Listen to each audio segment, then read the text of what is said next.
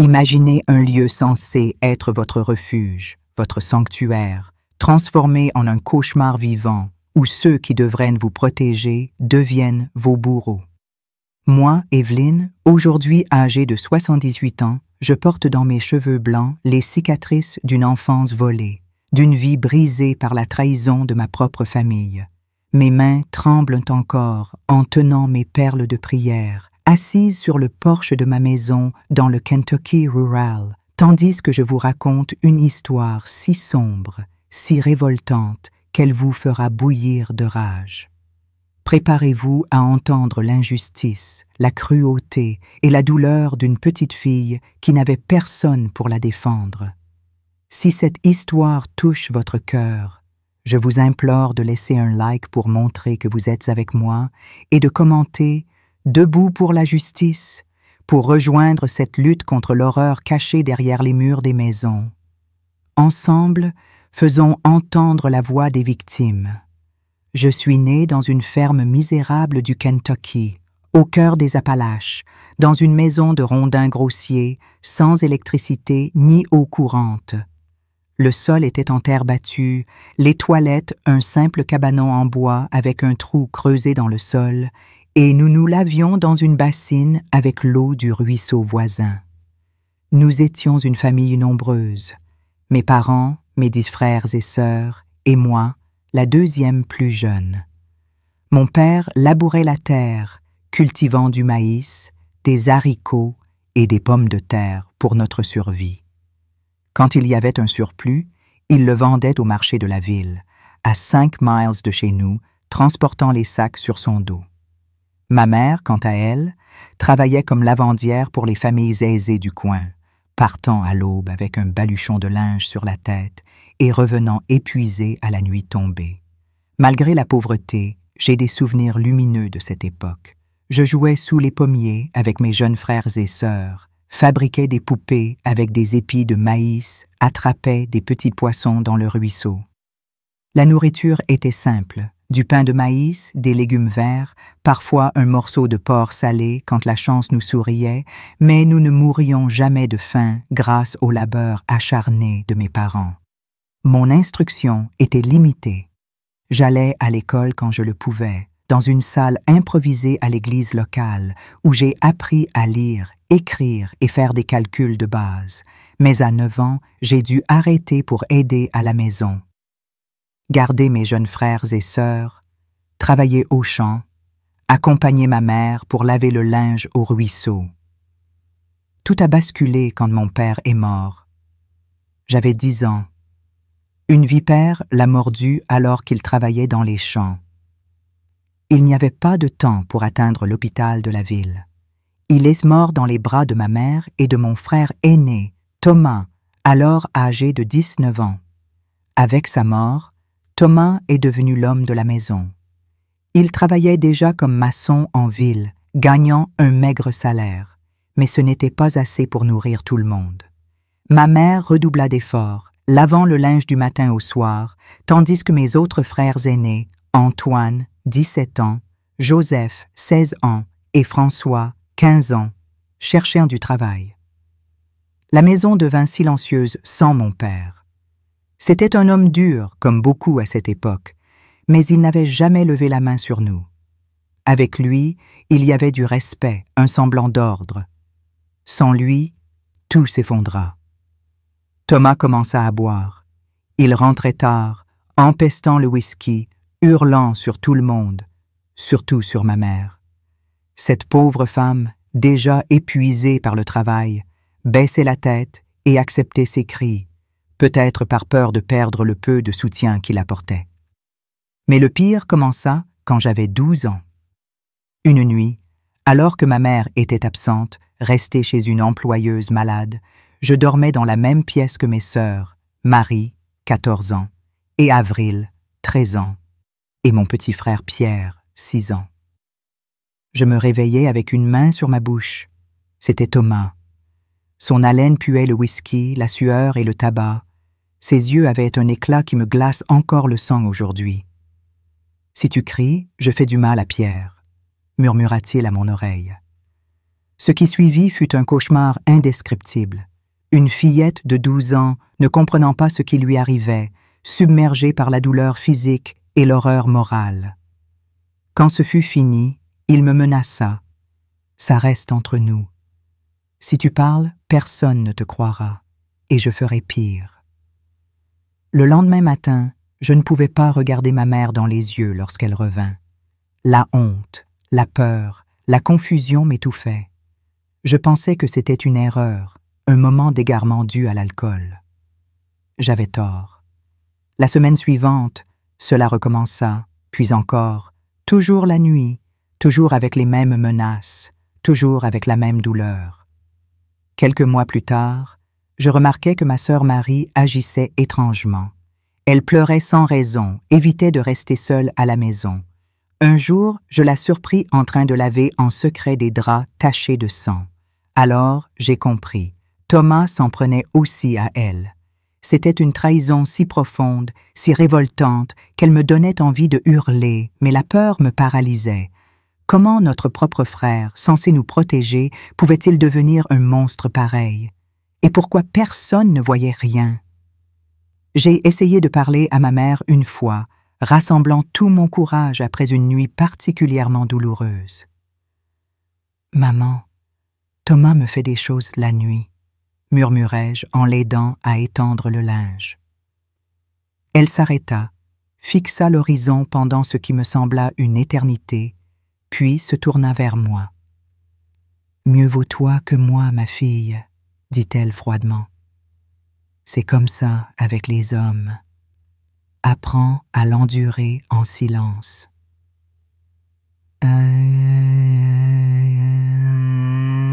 Ces mots furent comme un poignard dans mon cœur. Ma propre mère, celle qui aurait dû me défendre, me trahissait. Elle savait et choisissait de fermer les yeux, peut-être par peur de Thomas, peut-être parce qu'elle dépendait de son argent, ou peut-être parce qu'elle-même avait subi des horreurs similaires. Cette indifférence, cette complicité, était une injustice si criante qu'elle me donnait envie de crier au monde entier l'horreur qui se déroulait sous notre toit. Mais ce n'était pas tout. Une voisine, Madame Clara, une femme d'âge mûr qui passait parfois acheter des œufs, remarqua mes bleus et mes yeux rougis.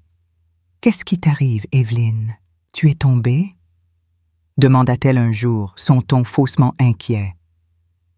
Je marmonnai une excuse, mais je voyais dans ses yeux qu'elle soupçonnait quelque chose. Pourtant, elle ne fit rien, ne dit rien, retourna à sa vie comme si de rien n'était. Cette lâcheté, ce refus d'agir face à la souffrance d'une enfant, me révoltait. Comment pouvait-elle fermer les yeux? Était-ce si facile d'ignorer la douleur d'une fillette, sous prétexte que c'était une affaire de famille? À l'école, quand j'y allais encore, notre professeur, M.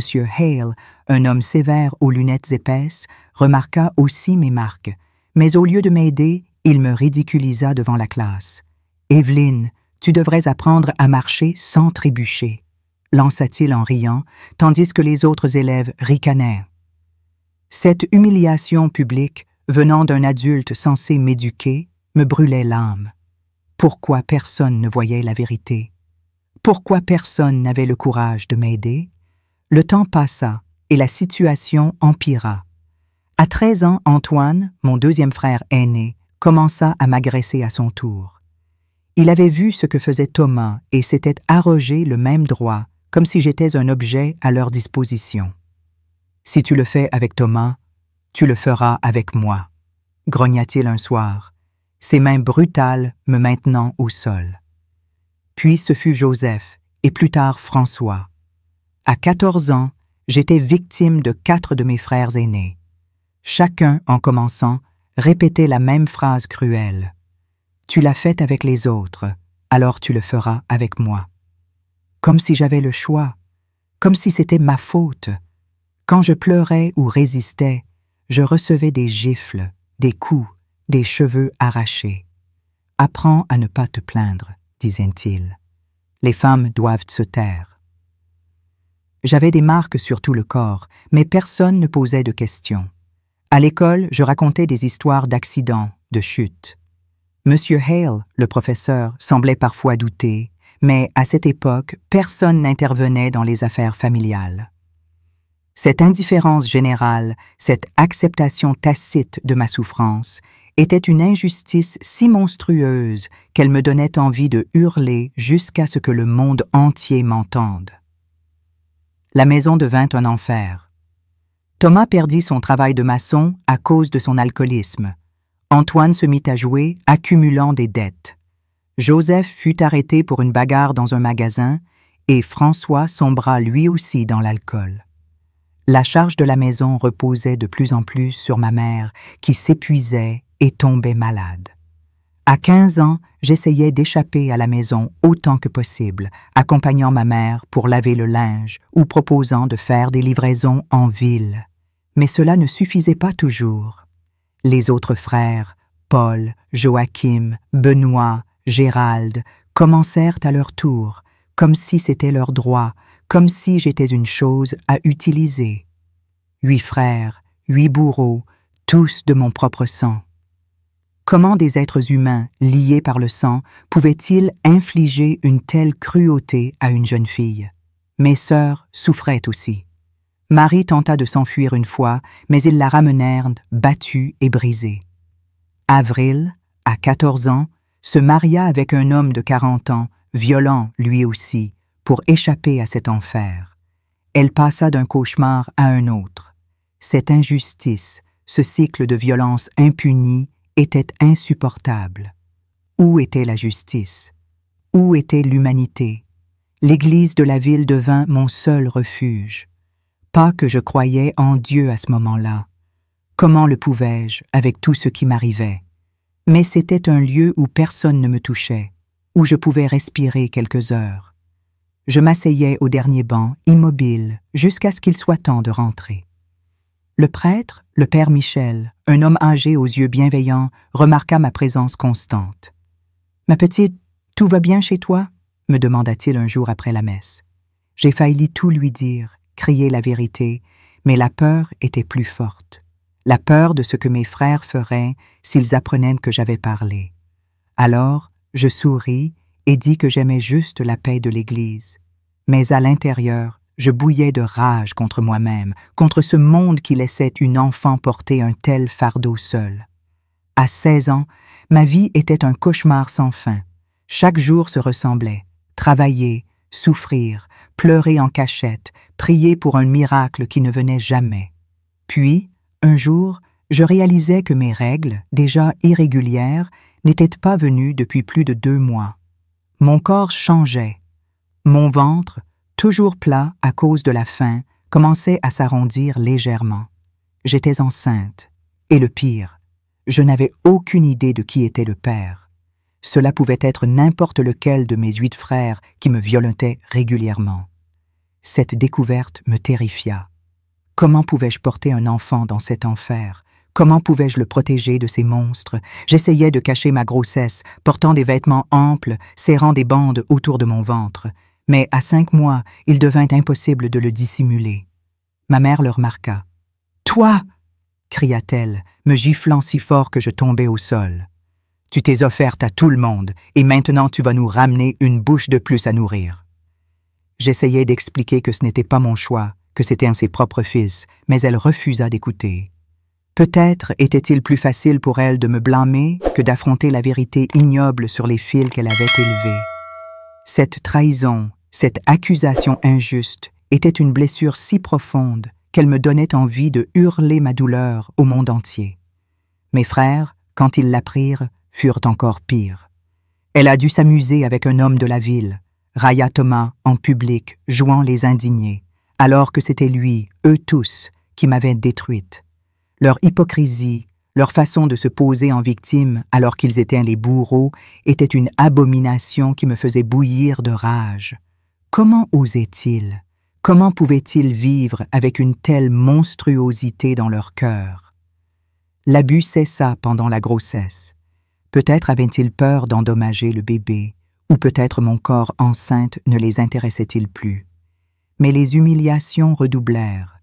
Ils me traitaient comme une paria, une pécheresse, alors que j'étais leur victime.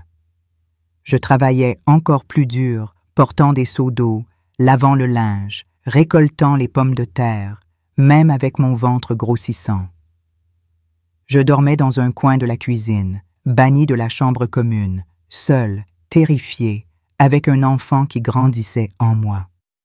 Malgré tout, je commençais à aimer cet enfant. C'était la seule personne au monde qui m'appartenait vraiment, la seule qui ne m'avait pas trahi. Mais un soir, j'entendis une conversation qui me glaça le sang. Thomas et Antoine parlaient dans la cour près de la fenêtre où je dormais. « Quand cet enfant naîtra, il faudra s'en débarrasser, » dit Thomas, sa voix déformée par le whisky. « On ne peut pas laisser des questions se poser. On dira qu'il est né mort, » ajouta Antoine. « On l'enterrera dans les bois, et c'est tout. » Ces mots, cette cruauté froide, cette volonté de tuer un enfant innocent, mon enfant, me remplirent d'une rage si intense que je crus que mon cœur allait exploser. Comment pouvait-il envisager une telle horreur? Comment pouvait-il parler de la vie de mon bébé comme s'il s'agissait d'un déchet à éliminer? Je serrai mon ventre, jurant de protéger cet enfant, quoi qu'il m'en coûte. Mais comment? J'étais seule, sans argent, sans alliés, dans une maison où même ma propre mère me trahissait. La rage, l'impuissance, l'injustice de tout cela me consumaient, mais une chose était sûre. Je ne les laisserai pas détruire cet enfant, pas cette fois. Mon ventre grossissait chaque jour, comme une horloge implacable marquant le temps de ma condamnation. Seul dans cet enfer qu'était ma maison, je vivais dans la terreur constante que mes frères découvrent ma grossesse et mettent à exécution leurs plans monstrueux pour se battre.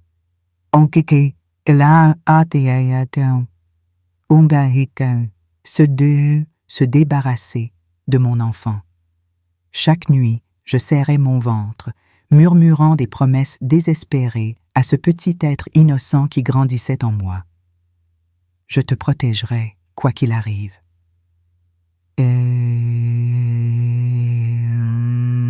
Mais comment? J'étais une adolescente de 16 ans, prisonnière d'une famille où la cruauté régnait en maître, où ma propre mère, Ruth, avait choisi de fermer les yeux sur l'horreur. La rage bouillonnait en moi, une rage contre mes bourreaux, contre cette maison maudite, contre un monde qui laissait une enfant porter un tel fardeau seul. Mes frères, ces monstres qui m'avaient de voler mon innocence, tramaient maintenant contre la vie de mon bébé. Cette injustice, cette abomination, me donnait envie de hurler jusqu'à ce que les murs de cette ferme misérable s'écroulent. Je faisais tout pour cacher ma grossesse, enroulant des bandes serrées autour de mon ventre, portant des vêtements amples, travaillant encore plus dur pour détourner les soupçons. Je lavais le linge au ruisseau jusqu'à ce que mes mains saignent, je portais des seaux d'eau malgré la douleur dans mon dos, je récoltais les pommes de terre sous le regard méprisant de mes frères. Mais à 7 mois, mon ventre était trop visible. Thomas, l'aîné, me fixa un soir avec un sourire glacial qui me fit frissonner. « Tu crois qu'on est aveugle, Evelyne ?» grogna-t-il, son haleine empestant le whisky. « T'as engrossé qui, sale petite traînée ?» Son hypocrisie me révulsa. Lui, qui m'avait violé le premier, qui avait ouvert la voie à ses frères, osait me traiter ainsi. La rage me monta à la gorge, mais la peur me força à baisser les yeux. « Personne, » murmurai-je, tremblante.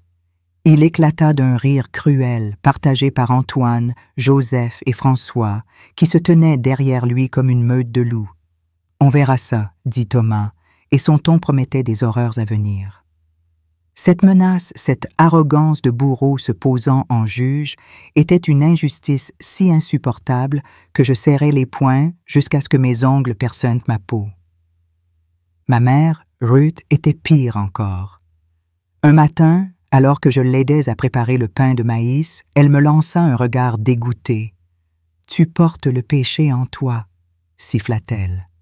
« Et cet enfant est une malédiction. » Ces mots, venant de la femme qui m'avait mise au monde, étaient comme un couteau planté dans mon cœur. Comment pouvait-elle me blâmer pour ce que ses propres fils m'avaient fait? Sa complicité, son refus de me protéger, me remplissaient d'une fureur si intense que j'avais envie de la secouer, de lui crier la vérité qu'elle refusait de voir. Mais je me tusse, car je savais que cela ne changerait rien. Elle avait choisi ses fils, son confort précaire, plutôt que sa fille. Cette trahison maternelle était une blessure si profonde, si révoltante, qu'elle alimentait ma détermination à sauver mon enfant, coûte que coûte. Un jour, une tante, Marthe, une femme aigrie et autoritaire, vint nous rendre visite. Elle avait entendu des rumeurs sur mon état et entra dans la maison comme une tempête. « C'est donc vrai ?» vociféra-t-elle en me voyant. « Tu as souillé l'honneur de cette famille, petite dévergondée.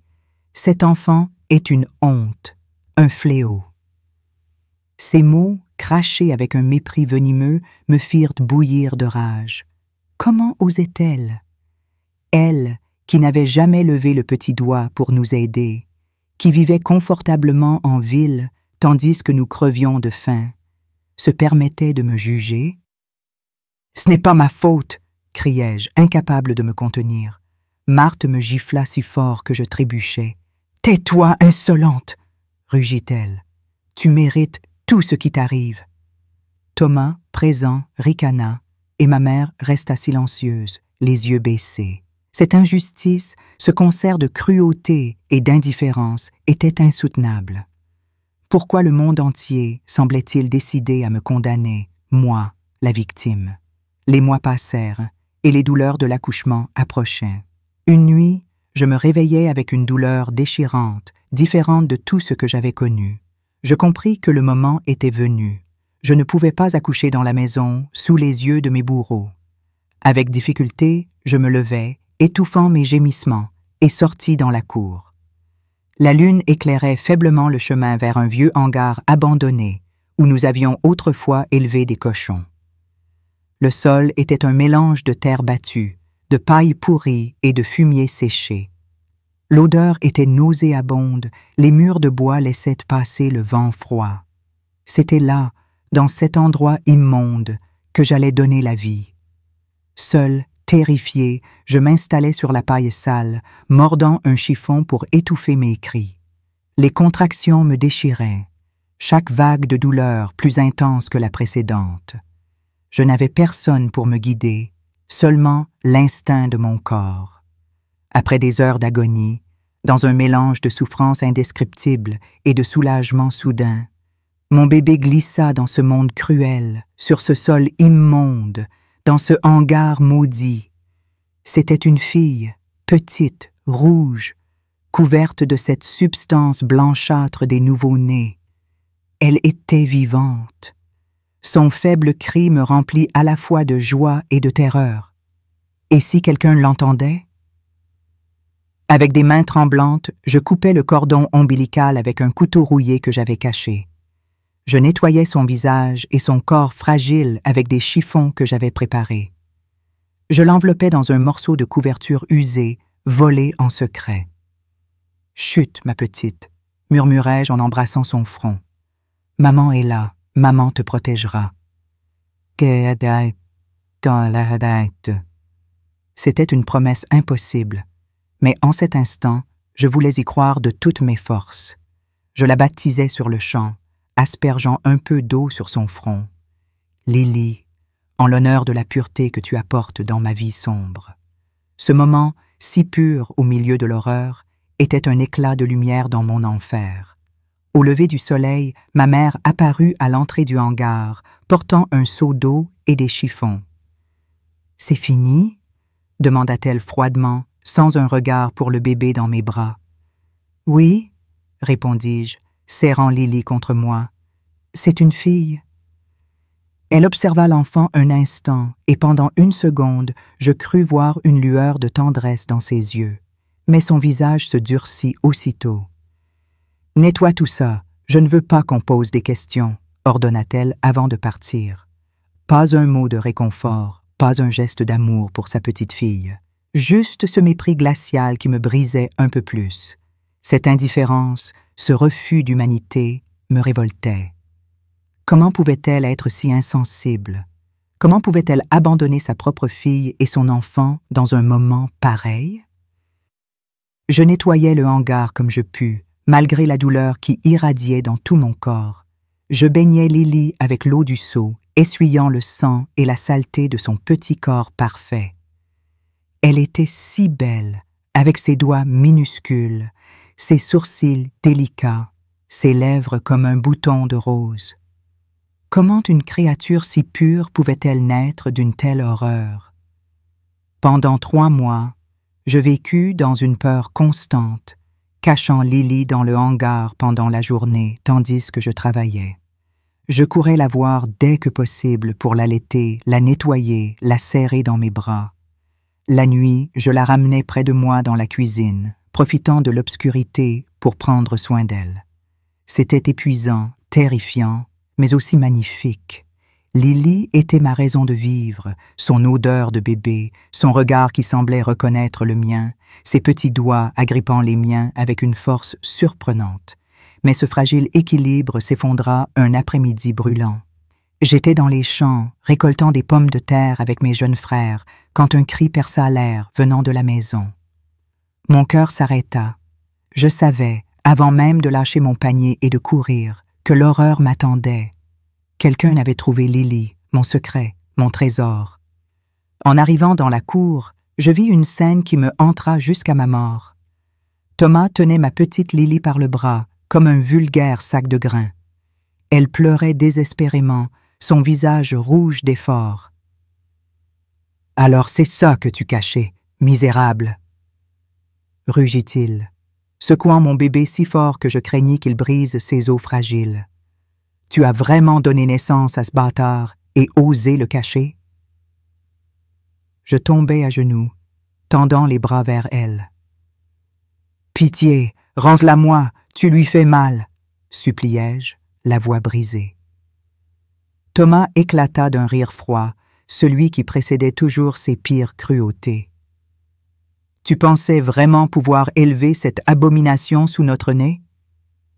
Les autres frères arrivèrent, attirés par les cris. Ma mère se tenait à la porte, son visage impassible, un masque d'indifférence. « Maman !» criai-je désespéré. « Aide-moi, c'est ta petite fille. » Elle baissa les yeux, refusant de me regarder, son silence plus douloureux qu'un coup de poignard. Antoine prit Lily des mains de Thomas, la tenant avec le même mépris brutal. « On va mettre fin à ça tout de suite, » dit-il. « On aurait dû le faire à sa naissance. »« Non !» hurlai-je, me jetant vers eux. François et Joseph me retinrent, leurs mains comme des étaux, laissant des bleus sur mes bras. « Faites ce que vous voulez de moi, mais ne lui faites pas de mal. C'est un bébé. » Mes supplications tombèrent dans le vide. Antoine s'éloigna avec Lily, disparaissant sur le chemin menant à la ville. Thomas s'approcha de moi, son visage déformé par la haine. « Tu ne reverras jamais cet enfant, » siffla-t-il. « Et si tu oses parler à qui que ce soit, je te tuerai. Compris ?» Quand ils me relâchèrent, je m'effondrai au sol, pleurant avec une douleur qui semblait me déchirer en deux. Ma fille, ma Lily, arrachée de mes bras. Où l'emmenait-il? Quel sort lui réservait-il? Cette cruauté, cette injustice était une abomination si monstrueuse que je voulais hurler ma rage au monde entier. Comment pouvait-il être si inhumain? Comment pouvait-il détruire une vie si innocente, si pure? Un voisin, Jimmy, un garçon de 13 ans qui traînait souvent près de notre ferme, avait assisté à la scène depuis les buissons. Je croisais son regard, implorant en silence son aide. Mais il détourna les yeux et s'enfuit, terrifié. Sa lâcheté, son refus d'agir, me révolta. Pourquoi tout le monde autour de moi choisissait-il de se taire, de fermer les yeux sur l'horreur? Pourquoi personne n'avait le courage de défendre une mère et son enfant? Cette nuit-là, allongé sur le sol de la cuisine, mes bras vides de ma fille, je pris une décision. Peu importait ce qui m'arriverait, peu importaient les menaces. Je devais découvrir où ils avaient emmené Lily. Je devais savoir si elle était vivante, et ensuite, d'une manière ou d'une autre, je devais la récupérer et fuir cet enfer pour toujours. Mais le cauchemar ne faisait que s'aggraver. Quelques semaines plus tard, je me réveillais avec des nausées violentes. Mon estomac se retournait, rejetant même l'eau que je buvais. Au début, je pensais à une intoxication alimentaire, mais quand cela se répéta jour après jour, une terreur glaciale m'envahit. J'étais enceinte à nouveau. Cette révélation fut comme une sentence de mort. Je ne pouvais pas revivre cet enfer, l'humiliation, la douleur, l'accouchement inhumain et surtout perdre un autre enfant. Je préférerais mourir. Les abus avaient repris dès que mon corps s'était remis de l'accouchement. Mes frères, comme si rien n'avait changé, revenaient de la nuit, leurs mains brutales me rappelant que j'étais leur proie. Les mêmes mains qui auraient pu être celles d'un père pour Lily me faisaient souffrir. Les mêmes bouches qui auraient pu prononcer des mots d'amour pour une fille crachaient des insultes et des menaces. Cette monstruosité, cette perversion était si révoltante que mon esprit d'adolescente peinait à la comprendre. Avec chaque nouvelle agression, ma certitude grandissait. Je devais partir, pas seulement pour moi, mais pour l'enfant que je portais maintenant. Que se passerait-il s'il naissait ici? Le cycle d'horreur se répéterait-il? Non, je ne le permettrais pas. Je préférerais mourir. Je commençais à planifier ma fuite, cachant des pièces de monnaie, des morceaux de pain, des vêtements de rechange. Mais un soir, je surpris une conversation qui me glaça le sang. Thomas et Antoine, dans la cour, parlaient à voix basse. « Elle est enceinte à nouveau, » dit Thomas. « Cette fois, on ne laissera pas un autre bâtard naître. »« Comment ?» demanda Antoine. « Du poison ?» répondit Thomas. « Comme pour les rats, on le mettra dans sa nourriture. Personne ne posera de questions. » Ces mots, cette froideur calculatrice, cette volonté de tuer non seulement mon enfant, mais peut-être moi aussi, me remplirent d'une rage si intense que je crus que mon cœur allait exploser. Comment pouvait-il être si cruel? Comment pouvait-il envisager de m'empoisonner, moi, leur sœur, comme un vulgaire nuisible? Et ma mère, où était-elle dans tout ça? Je compris avec horreur qu'elle savait. Un matin, elle me tendit une assiette de nourriture avec un regard étrange, presque coupable. « Mange, » dit-elle sèchement. Je fixai l'assiette, sentant l'odeur suspecte, et la repoussai. « Je n'ai pas faim, » murmurai-je, le cœur battant. Son silence, son refus de me regarder confirma mes pires craintes. Elle était complice, ma propre mère, prête à me laisser mourir pour protéger ses fils. Cette trahison, cette abomination était le summum de l'injustice. Comment une mère pouvait-elle tomber si bas? Je n'avais plus le choix. Je ne pouvais pas attendre un plan parfait. Cette nuit-là, j'attendis que tout le monde dorme, les ronflements lourds de Thomas, les respirations des autres. Je me levai sans bruit, prenant mon petit baluchon de vêtements et les quelques pièces cachées dans la cour. Avant de partir, je passai une dernière fois dans la chambre de ma mère. Elle était allongée, toussant faiblement, son visage marqué par la maladie. « Adieu, maman, » murmurai-je, touchant son front brûlant. « Que Dieu ait pitié de votre âme. » Pas de réponse, juste un léger mouvement des paupières. C'était assez. Je me dirigeais vers la porte d'entrée, mais un craquement derrière moi me figea. Je me retournai et vis Thomas, debout dans l'obscurité, ses yeux brillants comme ceux d'un prédateur. « Tu vas où, petite sœur ?» demanda-t-il, sa voix pâteuse d'alcool. Mon cœur s'emballa. « Je vais chercher de l'eau au puits, » mentis-je, la voix tremblante. Il ricana. « Avec tes affaires, en pleine nuit, je ne crois pas. Je pense que tu veux t'enfuir, et ça, je ne peux pas le permettre. »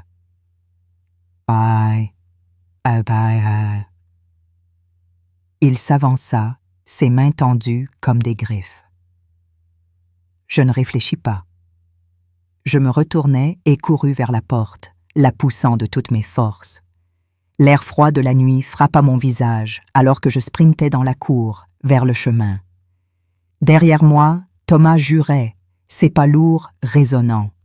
Je courus comme je n'avais jamais couru, porté par une terreur pure et la certitude que s'il m'attrapait, ce serait ma fin. Mes pieds nus heurtaient la terre dure, se blessant sur les pierres, les branches tombées. La nuit était presque totale, seule une lune décroissante guidait mes pas désespérés.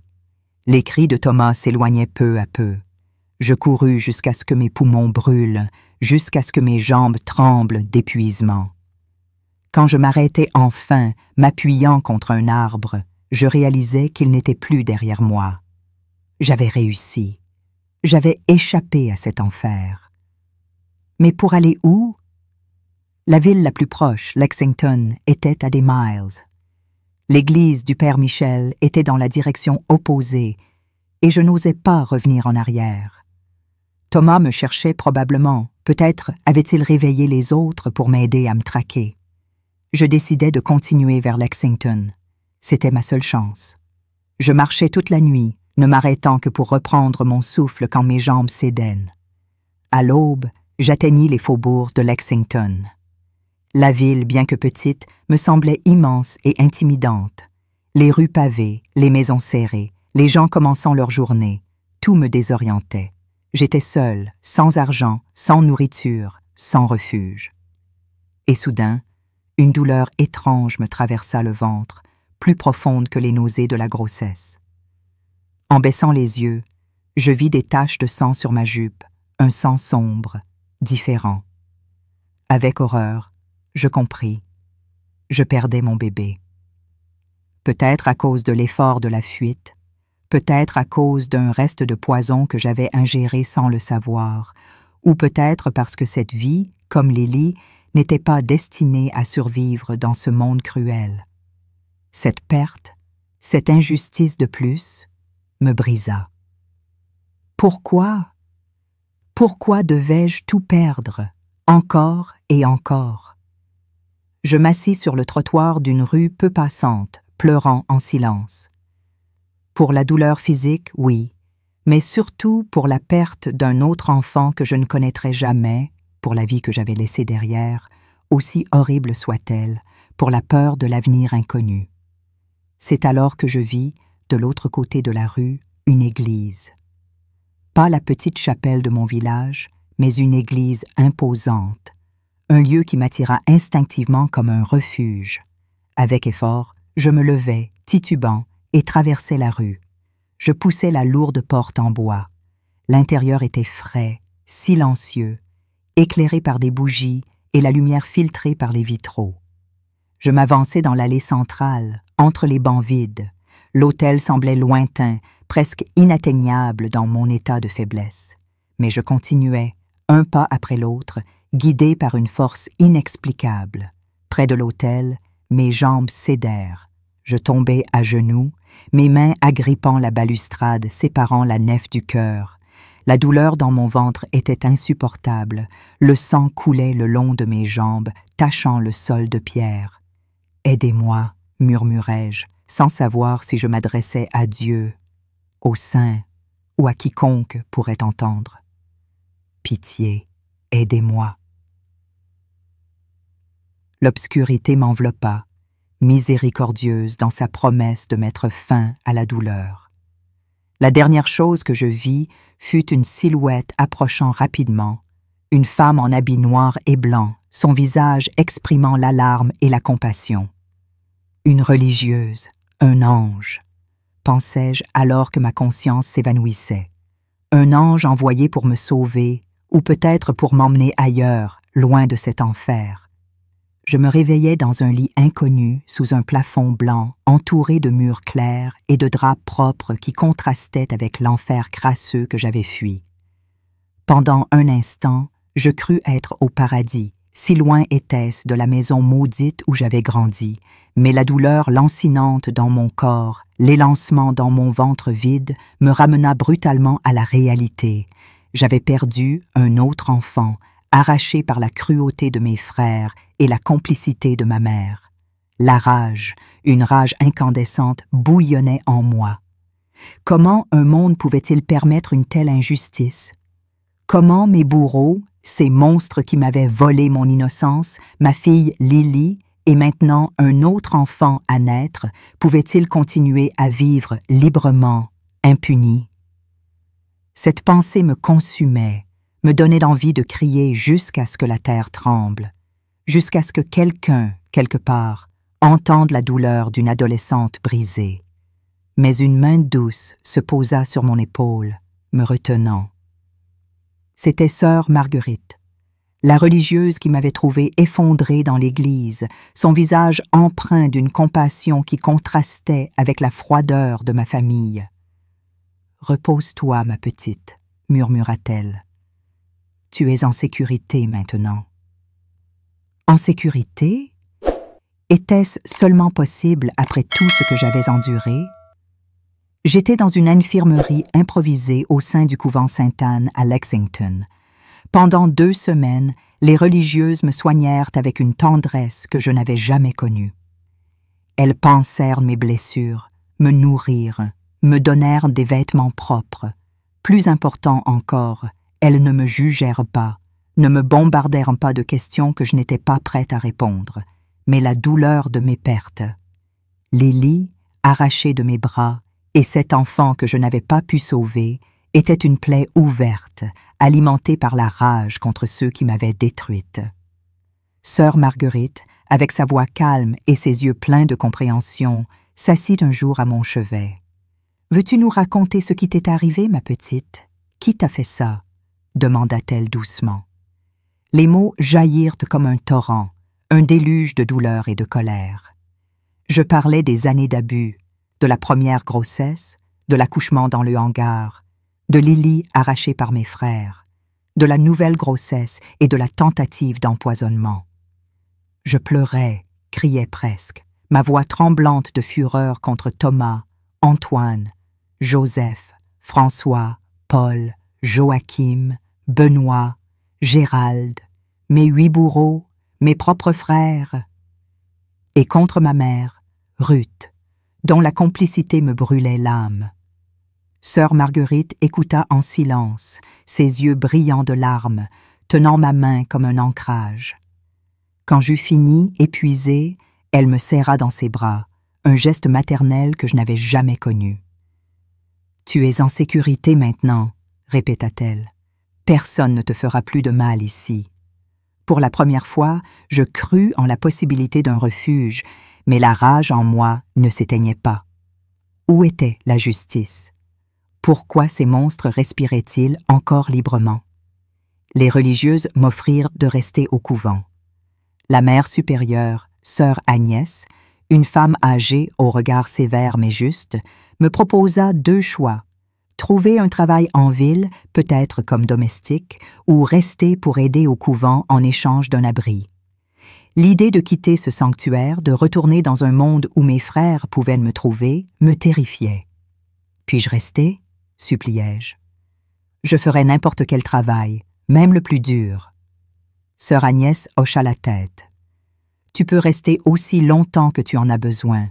Chacun a son propre chemin vers la guérison. » Ainsi commença ma nouvelle vie au couvent Sainte-Anne. Je faisais des tâches simples, cuisine, ménage, lessive, des travaux semblables à ceux de la ferme, mais dans un environnement de paix et de respect qui transformait tout. Les religieuses, au nombre de 12, étaient des femmes de tous âges, certaines entrées jeunes par vocation, d'autres venues plus tard, marquées par leurs propres épreuves. Elles me traitaient comme une égale, une sœur, malgré mon statut de simple aide. Sœur Thérèse m'apprit les plantes médicinales du jardin du couvent, Sœur Louise à cuisiner, Sœur Marianne à coudre. Sœur Marguerite, ancienne enseignante, m'enseigna 1 heure chaque après-midi, m'aidant à améliorer ma lecture et mon écriture. Mais le plus grand enseignement venait de leur exemple. Des femmes qui trouvaient du sens dans le service aux autres, qui vivaient avec une paix intérieure que je n'avais jamais vue. 6 mois après mon arrivée, une nouvelle me bouleversa. Un visiteur, M. Dupont, un vendeur de lait qui passait parfois par notre ferme, vint au couvent. « Ta mère est morte, petite, » dit-il, ôtant son chapeau en signe de respect. « Pneumonie, il y a 2 semaines. » Je restais figé, ne sachant quoi ressentir. Ruth, qui avait permis ma souffrance, qui avait choisi ses fils plutôt que moi, était partie. Devais-je pleurer, me sentir soulagé, en colère ou pardonner? C'est... Tes yeux et tes frères surveillants te cherchent, ajouta-t-il, inconscient de la terreur que ces mots déclenchaient. Demain. C'est... Thomas, surtout. Il dit que tu as volé leur argent, qu'il veut que tu reviennes. Une vague de peur m'envahit. Il me traquait encore. Cette obstination, cette volonté de me réduire au silence, était une injustice si révoltante que je serrais les poings, prête à hurler. Sœur Marguerite posa un bras protecteur autour de moi. « Elle ne retournera pas là-bas », déclara-t-elle fermement. « Merci pour l'information, mais Evelyne est en sécurité ici. » Après le départ de l'homme, je m'effondrais en larmes dans ses bras, non pour la mort de ma mère, mais pour la peur qui me dominait encore, pour ses frères qui, même à distance, continuaient à me terroriser. Cette nuit-là, dans la petite cellule qui était désormais la mienne, je réfléchis à ma mère. Elle avait échoué à me protéger, avait laissé ses fils me détruire. Mais elle aussi était une victime. De la pauvreté, d'un monde qui ne valorisait pas les femmes, d'une vie de veuvage où elle avait dû élever seule ses enfants. En priant pour son âme, je trouvais, à ma surprise, une forme de pardon. Pas un pardon qui effaçait ses fautes, mais un qui me libérait du poids de la haine. Pourtant, la rage contre mes frères brûlait toujours. Ils étaient libres, vivant sans remords, tandis que je portais les cicatrices de leurs crimes. Où était la justice? Pourquoi n'y avait-il personne pour les punir? Ma vie au couvent devint une routine de travail et de prière, mais la peur de mes frères ne disparaissait jamais complètement. Un jour, alors que j'aidais à organiser la bibliothèque du couvent, je tombais sur un livre de photographies d'enfants abandonnés, adoptés via l'Église. Je passais des heures à les regarder, me demandant si Lily était là, si elle avait trouvé une famille aimante. Sœur Marguerite me trouva ainsi, des larmes silencieuses coulant sur mon visage. « Ma fille, » murmurai-je, « je ne saurai jamais ce qui lui est arrivé, n'est-ce pas ?» Elle prit mes mains. « L'avenir appartient à Dieu, Evelyne. Il y a de l'espoir qu'elle soit bien. » Ces mots plantèrent une graine en moi. Je commençais à rêver d'aider d'autres enfants comme Lily, d'utiliser ma douleur pour leur offrir l'espoir que je n'avais pas eu. Avec l'accord de la Mère supérieure, je commençai à travailler quelques heures par semaine dans l'orphelinat géré par les religieuses à Lexington. Chaque enfant que je rencontrais portait ses propres blessures, abandon, violence, négligence. Leurs visages me rappelaient Lily, leurs marques me ramenaient à mes propres cicatrices. Mais chaque sourire, chaque petit progrès était une victoire contre l'injustice du monde. Pourtant, une nouvelle épreuve vint attiser ma rage. Monsieur Dubois, un fonctionnaire local corrompu, tenta de fermer l'orphelinat, prétextant des irrégularités pour détourner les fonds à son profit. « Ces enfants ne méritent pas tant d'efforts », déclara-t-il lors d'une réunion, son ton méprisant me faisant bouillir. Comment osait-il? Ces enfants, victimes comme moi, méritaient tout. Nous nous battîmes, sœur Agnès en tête, et gagnâmes, mais l'arrogance de cet homme, son mépris pour les plus vulnérables, était une injustice de plus qui me révoltait. 1 an après mon arrivée, sœur Marguerite me posa une question qui changea tout. « As-tu déjà pensé à devenir l'une de nous, Evelyne, à prononcer des vœux, à consacrer ta vie à Dieu et au service des autres? »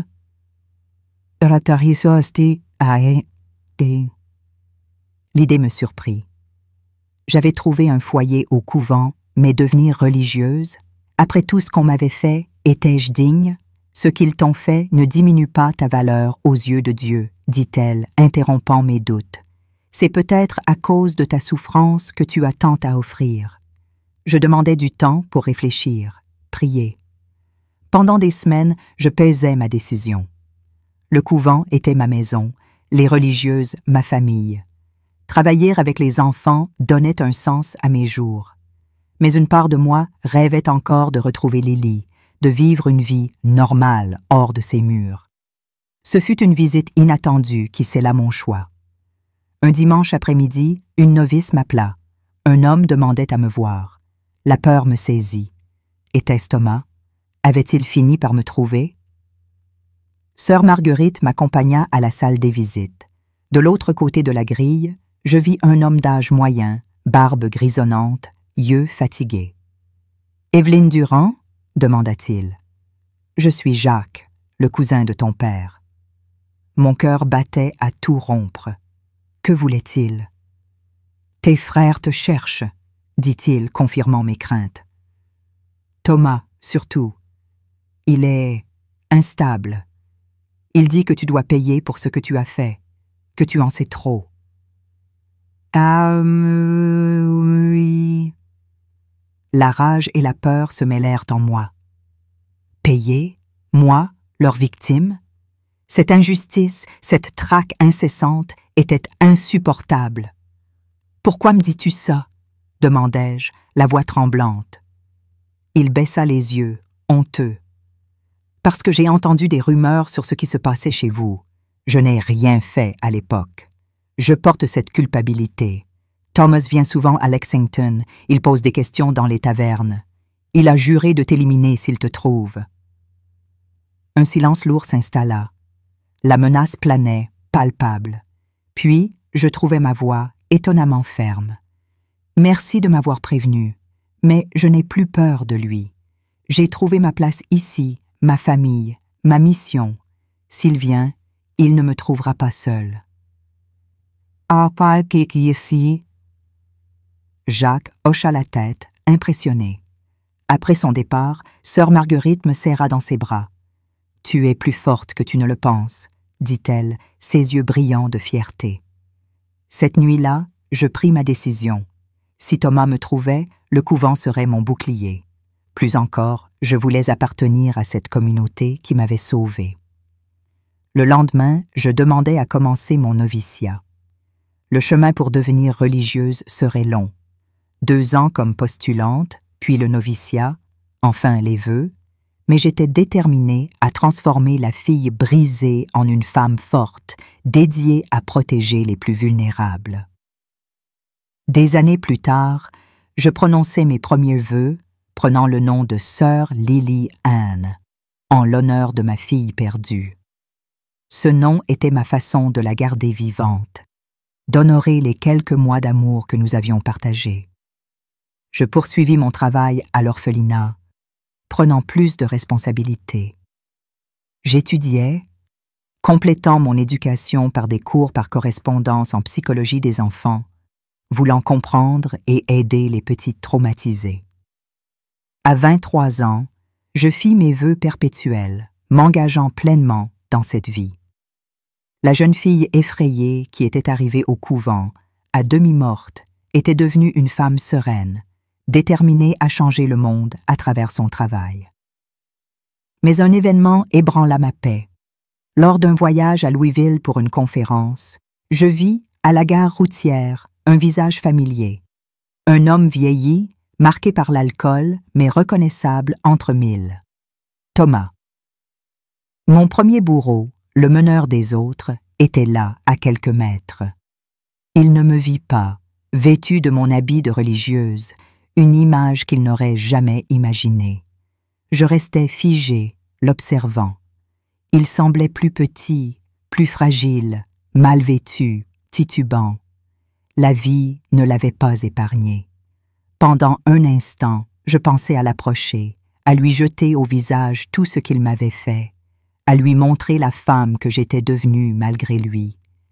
Mais ses yeux, toujours les mêmes, sombres et sans remords, me glacèrent. Il n'y avait ni regret ni humanité en lui. La rage m'envahit à nouveau. Comment osait-il vivre ainsi, libre, tandis que je portais encore ses cicatrices? Je le laissais partir, non par peur. Je réalisais que je n'avais plus peur de lui. Mais parce que le confronter ne rendrait ni mon enfance, ni Lily, ni mon second enfant. Certains êtres, appris-je, ne reconnaissent jamais le mal qu'ils font. Cet événement raviva les cauchemars. Je me réveillais en sueur, revivant les horreurs du passé. Sœur Marguerite, désormais âgée mais toujours ma confidente, me trouva une nuit dans la chapelle, priant pour chasser les fantômes. « Que s'est-il passé ?» demanda-t-elle. Je lui racontai l'épisode et, à ma surprise, confessai une vérité enfouie. Une part de moi cherche encore Lily. Dans chaque enfant à l'orphelinat, dans chaque jeune femme que je croise, je cherche son visage. Elle prit mes mains. C'est naturel. Elle fait partie de toi. Mais souviens-toi, tu es une mère pour des centaines d'enfants, une mère qui guérit, qui transforme des vies. Ces mots m'apaisèrent, mais plantèrent une idée. Peut-être pouvais-je chercher ce qui était arrivé à Lily. Lors d'une conférence à Washington, je rencontrai une juge, Madame Claire, intéressée par mon travail à l'orphelinat. Après plusieurs échanges, je trouvai le courage de lui parler de Lily, arrachée par mes frères à 3 mois. « Y a-t-il un moyen de savoir ce qu'elle est devenue ?» demandai-je. Elle fut honnête. Après tant d'années, sans documents, c'est presque impossible. Les adoptions informelles étaient courantes à l'époque. Mais elle promit de chercher. Je lui donnai ce que je savais, la date approximative de la naissance de Lily, le fait que mes frères l'avaient probablement emmenée à Lexington ou une ville proche, leur nom. C'était peu, mais c'était tout ce que j'avais. Des mois passèrent sans nouvelles jusqu'à une lettre de Madame Claire. Elle confirma mes craintes. Aucun registre, aucun enfant correspondant. Mais elle ajouta une hypothèse qui me glaça. Il est possible qu'elle ait été vendue ou abandonnée sans trace.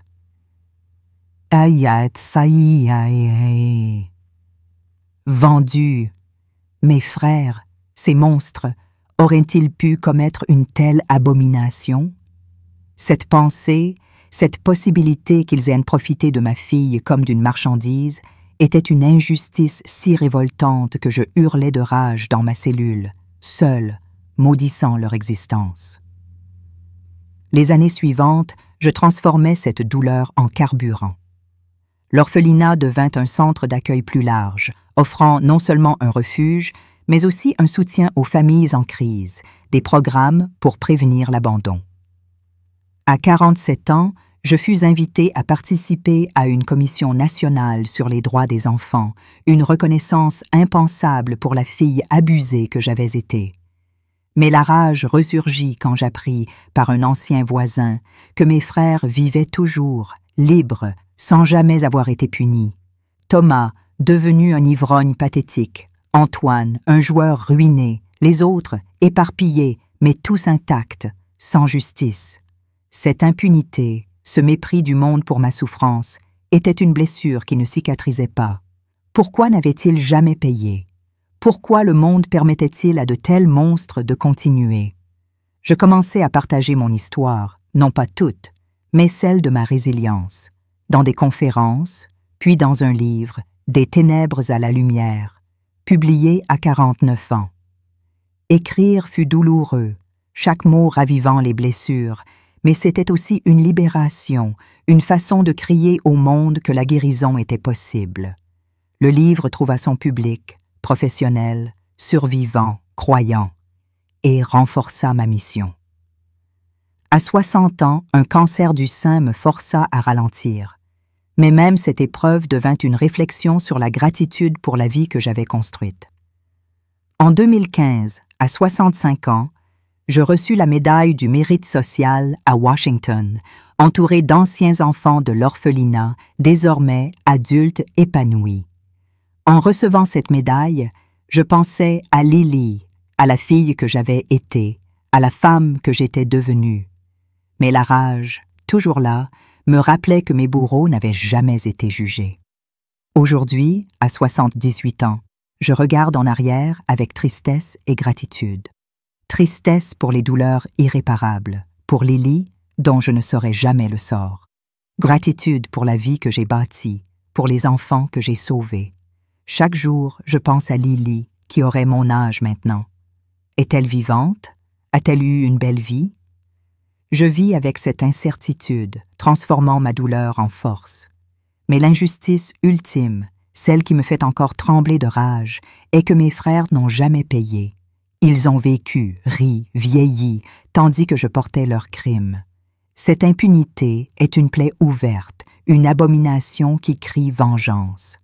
Pourtant, je choisis de transformer cette rage en espoir, en mission, en amour pour ceux que je peux encore sauver. Car, mes chers amis, peu importe l'obscurité de la nuit, l'aube finit toujours par arriver. Si mon histoire vous touche, laissez un like, commentez « Justice pour les victimes » et rejoignez-moi pour faire entendre la voix des survivants. Ensemble, brisons le silence. L'histoire d'Evelyn, une femme brisée par les horreurs de son passé, mais ressuscitée par sa résilience et sa foi, est une source d'émotions profondes et de leçons universelles. En tant que Français, nous valorisons la dignité humaine, la justice sociale et la capacité à transformer la douleur en force, des valeurs profondément ancrées dans notre culture, de Victor Hugo à Simone Weil.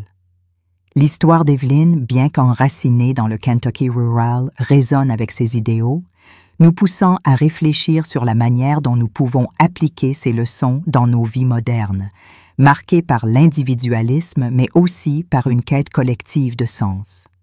D'abord, l'histoire d'Evelyn nous confronte à l'indicible, l'injustice de la violence familiale et la trahison des proches, la rage qu'elle inspire contre ses frères abuseurs, contre sa mère complice, contre une société qui ferme les yeux est une émotion légitime. En France, où des affaires comme celle de l'inceste ou des violences domestiques ont secoué l'opinion publique, cette rage trouve un écho. La leçon ici est claire. Le silence est le complice de l'injustice.